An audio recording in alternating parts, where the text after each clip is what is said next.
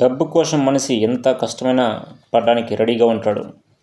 దాంట్లో భాగమే ఈ డెలివరీ బాయ్ కూడా. దీంట్లో ఉండే కష్టం చాలా కష్టమే ఉంటుంది, కానీ డబ్బు వస్తుంది కాబట్టి చాలా ఈజీగా చేస్తారు. దానికి మనం ప్రతిరోజు ప్రాసెస్ చేసుకోవాల్సిందే.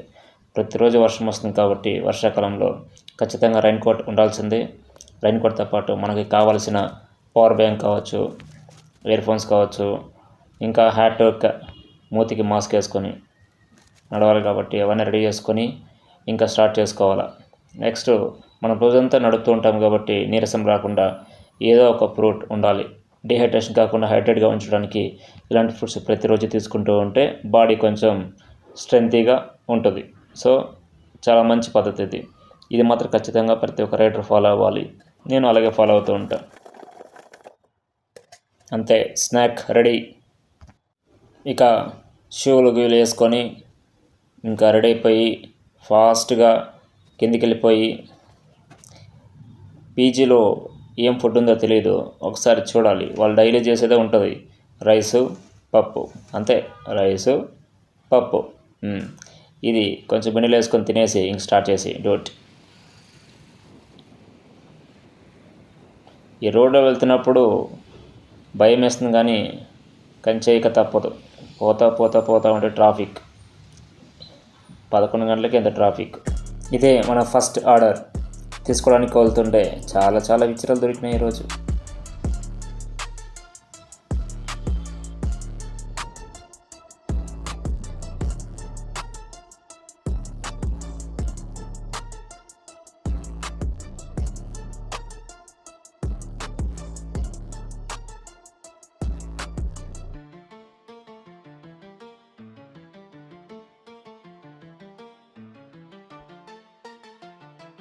నేను వీడియోలు తీస్తా అంటే ఏమే నన్ను వీడియో తీస్తున్నట్టుంది.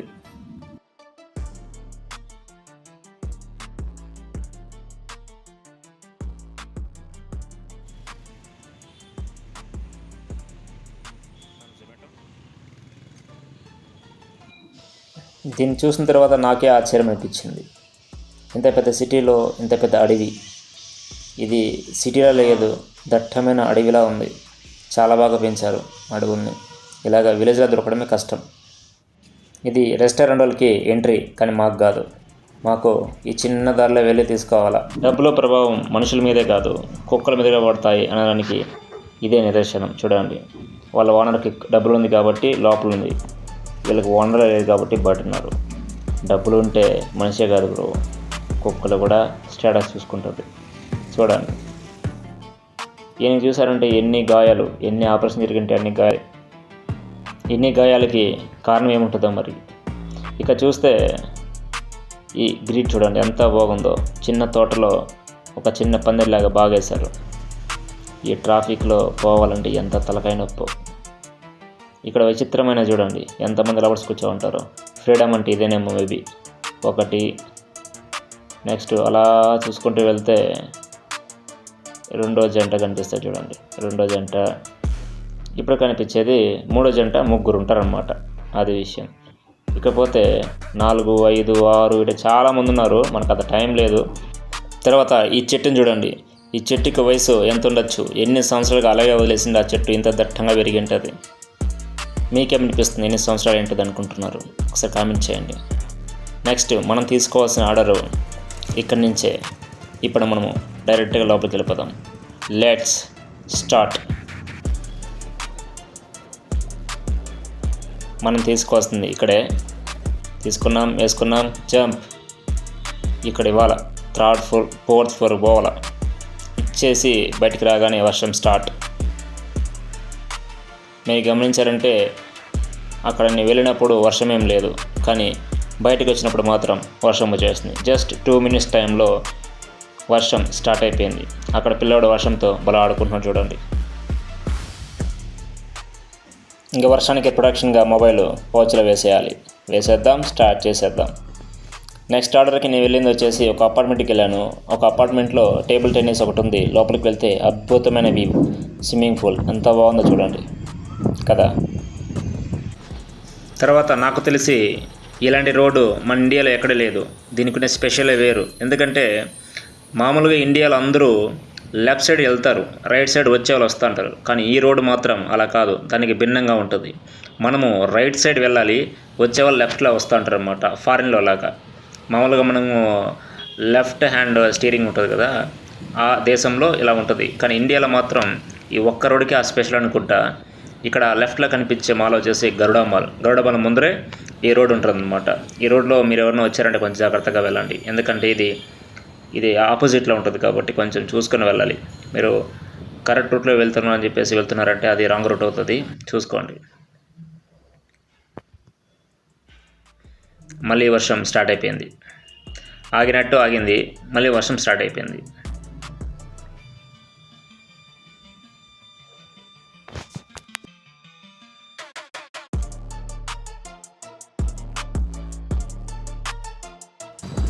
ఇది పాతకాలంలో చాలా అరుదుగా వాడుతూ ఉంటారు, కానీ ఇప్పుడు పేదవాళ్ళు మాత్రమే దాన్ని పెంపకానికి మాత్రం యూజ్ చేస్తున్నారు.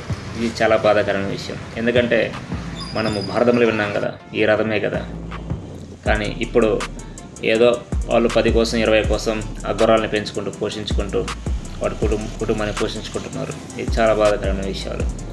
ఇకపోతే నెక్స్ట్ ఆర్డర్కి వెళ్తూ ఉన్నాం. ఇక్కడ చూడండి, దీనివల్ల కదా యాక్సిడెంట్ అయ్యేది. వీళ్ళిద్దరున్నారు, త్రో చేసుకుంటూ పోతున్నారు. వాళ్ళిద్దరికి లైసెన్స్ లేదు, ఏమీ లేదు. ఇప్పుడు చూడండి వాళ్ళు ఎలా వెళ్తారో. ఇది ఎక్కడంటే శాంతినగర్లో జరిగింది. ఇప్పుడు వాళ్ళు అటు ఇటుగా మళ్ళీ ఆపోజిట్లో వెళ్తున్నారు. ఈ కారు వస్తుంది, మళ్ళీ అక్కడ ఏదైనా కొంచెం మిస్ అయిందంటే యాక్సిడెంట్ జరుగుతుంది. ఇదంతా తలకాయ నొప్పి కదా. మరి ఇక్కడ చూసారంటే ఇది కోట. ఒకప్పుడు దీన్ని బ్రిటిష్ వాళ్ళు పరిపాలించారు. దానికి ముందు టిప్పు సుల్తాన్ అని ఒక రాజు ఉన్నాడు కదా. ఇది టిప్పు సుల్తాన్ సమ్మర్ ప్యాలెస్ వెనకాలే ఉంది. ఇప్పుడు దాన్ని స్కూల్కి ఇచ్చేసారన్నమాట. ఇప్పుడు అది స్కూల్. దీని రైట్ సైడ్ చూద్దాం రండి. ఈ రైట్ సైడ్ చూడండి ఎన్ని రూమ్లు ఉన్నాయో. ఇన్ని రూమ్లలో ఎంతమంది ఉండొచ్చు. ఇక్కడ నుంచే పరిపాలన మొత్తం వాళ్ళు స్టార్ట్ చేస్తారు. కాదు కంటిన్యూ చేశారు. వెనకాల కొత్త స్కూల్ కనిపిస్తుంది కదా, అది ఇప్పుడు కొత్తగా కట్టారనమాట. ఈ చెట్టు ఎప్పటి నుంచి నాటారో తెలియదు, కానీ ఇప్పుడు అందరికీ నీడగా వర్షానికి గొడుగులాగా పనిచేస్తుంది. ఇది పెద్ద గ్రౌండ్, పిల్లలు ఆడుకునేకి పెద్ద గ్రౌండ్ అయినట్టుంది.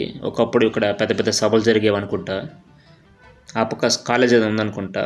చూడండి పెద్ద స్టేజ్.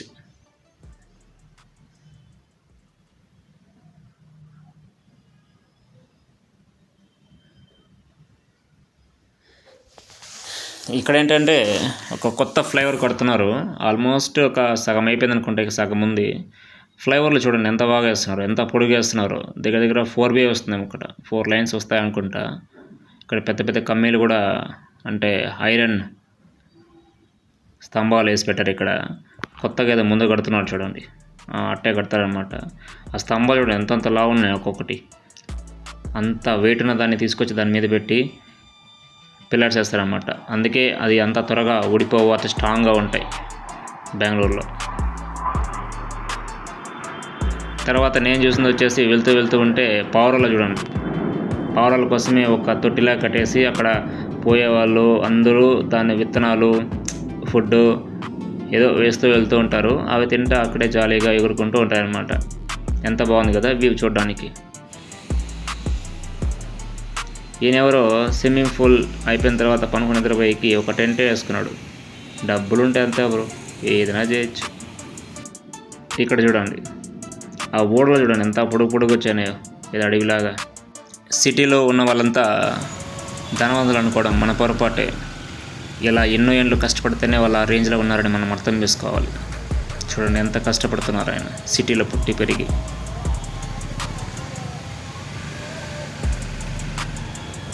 అతను ఇలా ఎన్ని కొట్టాలి, ఎన్ని అమ్మాలి, ఎంత డబ్బులు సంపాదించాలి, ఎప్పుడు సెటిల్ అవ్వాలి.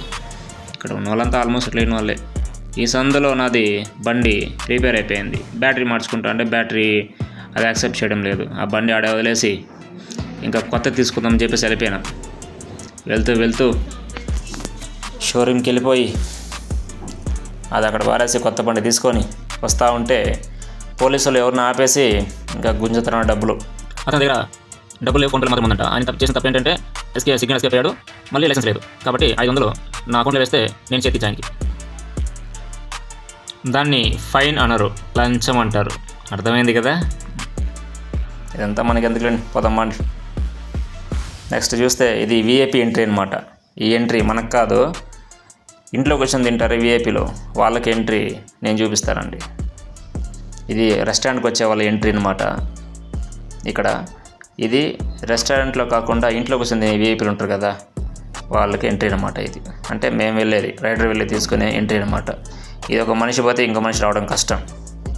ఇక్కడ ఎన్నో చెత్త చెదారాలనే ఉంటాయి, ఈ సందులో పోయి తీసుకురావాలా. అదంతా రైడర్లకు అర్థం కావు, టేస్ట్ బాగుందని చెప్పి తినేస్తారు అంతే. బ్యాటరీలు, చెత్త కుప్పలు అన్నీ ఉన్నాయి. ఇంకో విషయం చూసుకున్నానంటే పైన చూపిస్తారంటే ఒకసారి నీళ్ళు పడుతూ ఉంటాయి. అదో అక్కడ కనిపిస్తుందా నీళ్ళు? ఆ నీళ్ళు ఎక్కడి నుంచి వస్తుందనే విషయమే తెలియదు, నెత్తి మీద పడుతూ ఉంటుంది. అయినా సరే తీసుకురావాల్సిందే, తప్పదు కదా. అలా వెళ్ళి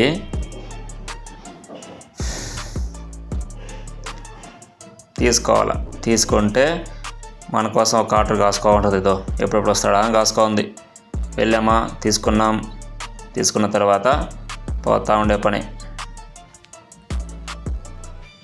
వెళ్తూ ఉంటే కొత్తగా ఒక ఆయన ఏదో కడుతున్నాడు. ఇది పూర్తయిన తర్వాత పేరు పెడతారు, అప్పుడు దాని పేరు మనం తెలుసుకోవాలి. ఇంత లోపల మళ్ళీ వర్షం. ఈ వర్షంలో తలకాయ నొప్పిపోయింది బెంగళూరులో. ఎప్పుడు వర్షం వస్తుందో తెలియదు, ఎప్పుడు ఎండ కాస్తుందో తెలియదు. అప్పుడే వర్షం పడుతుంది, అప్పుడే ఎండ కాస్తుంది. తలకాయ నొప్పి అయిపోయింది. డ్యూటీ చేయాలంటేనే వర్షం వస్తుందని చెప్పేసి కోట్ వేస్తే అప్పుడే వర్షం ఆగిపోతుంది, తీసేయాలి. తీసిన వెంటనే మళ్ళీ వర్షం పడుతుంది. మళ్ళీ నెక్స్ట్ ఆర్డర్ పోయి తీసుకున్నామంటే ఇక్కడ చూడండి, షవర్మా రోల్ అట్టే కట్టి పెట్టేశారు, వేలాడుతుంది పైన. ఇంకా ఇవన్నీ తినేస్తారు ఎవ్రీడే. వర్షం పడుతున్నప్పుడు ఈ ప్లేస్లో ఉంటే భలే సమ్మగా అనిపించింది. ఇక్కడ చూడండి, చాలా చిన్న పాప, 17-18 ఏళ్ళు ఉంటుంది. ఆ పాప డ్రైవింగ్ చేస్తూ ఉంది. అప్డేట్ అంటే ఇదే, ఇలా ఉండాల ఆడపిల్లలు అందరూ. ఈయన నేను దగ్గర ఒక 1/2 కిలోమీటర్గా ఆయనకల్లా వస్తున్నాడు. ఆయన ఎక్కడికో వెళ్తున్నా అని చెప్పేసి గమనం అయిపోయాను. నేను ఎక్కడైతే ఆపాను అక్కడే ఆపాడు ఆయన. ఆయనకి ఇంకో మూట దింపుతాడు కదా, అది దింపడానికి కొంచెం కష్టంగా అనిపించింది. హెల్ప్ చేద్దామని పోతే ఆయన, నాకు వద్దునైనా, నా కష్టాన్ని నేనే చేసుకుంటాను, ఎవరి సహాయం నాకు అవసరం లేదు అని చెప్పేసి ఆయన పాటలు ఆయనే పడుతున్నాడు. ఆయన ఎవరు సహాయం తీసుకోలేదు. ఆయన వయసు దగ్గర 75 పైనే ఉంటుంది. ఇలాంటి తల్లిదండ్రులు ఉన్నారంటే గర్వపడాల్సిన పిల్లకాయలు తరిమేసి వాళ్ళు ఆనందపడుతున్నారు.